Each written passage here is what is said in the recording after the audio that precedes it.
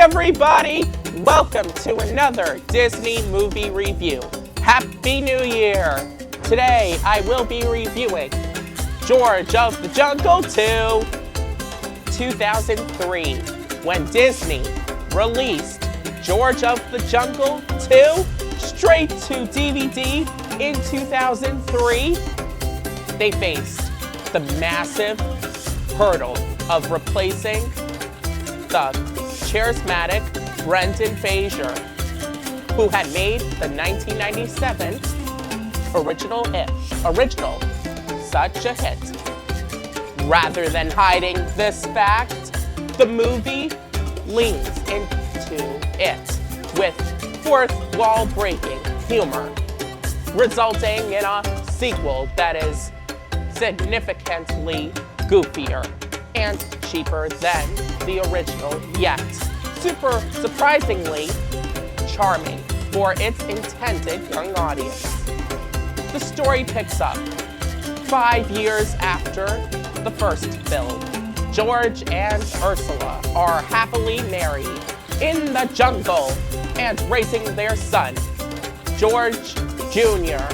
However, conflict arises when Ursula's disapproving mother, Beatrice Stanhope, hatches a plan to separate the couple.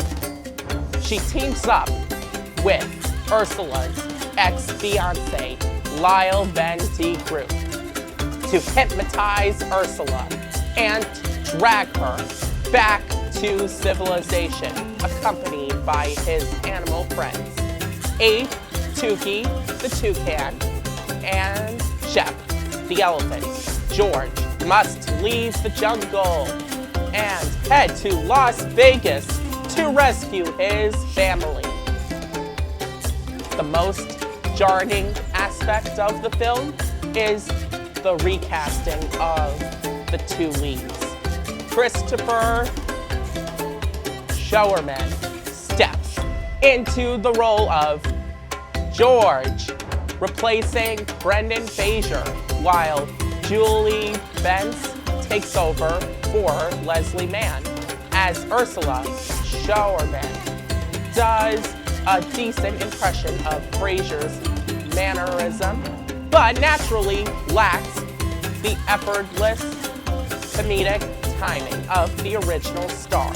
However, the film addresses his immediately with a meta joke from the narrator, who quips that the studio was too cheap to pay Brendan Fraser.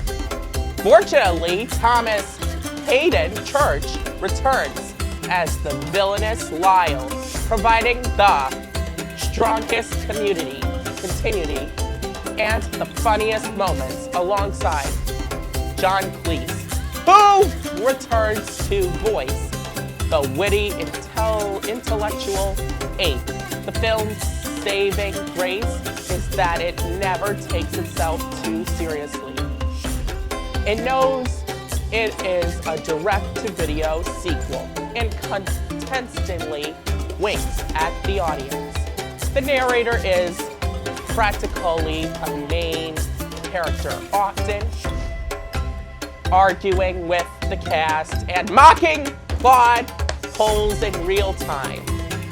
The slapstick is dialed up significantly, operating on full cartoon logic, where George creates coyote-style impacts rather than just hitting trees, while the visual effects for the animals are noticeably lower quality than the theatrical original, looking a bit like early video game graphics.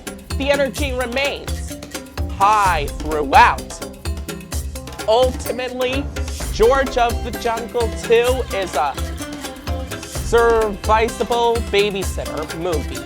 The plot detour to Las Vegas removes some of the charm of the jungle setting, and the repetitive gags might wear thin for adults. However, it compensates with a magic energy and a refusal to be embarrassed by its own existence. It works best for kids who love physical comedy and talking animals, or for fans of Thomas Hayden, church-specific brand of deadpan humor.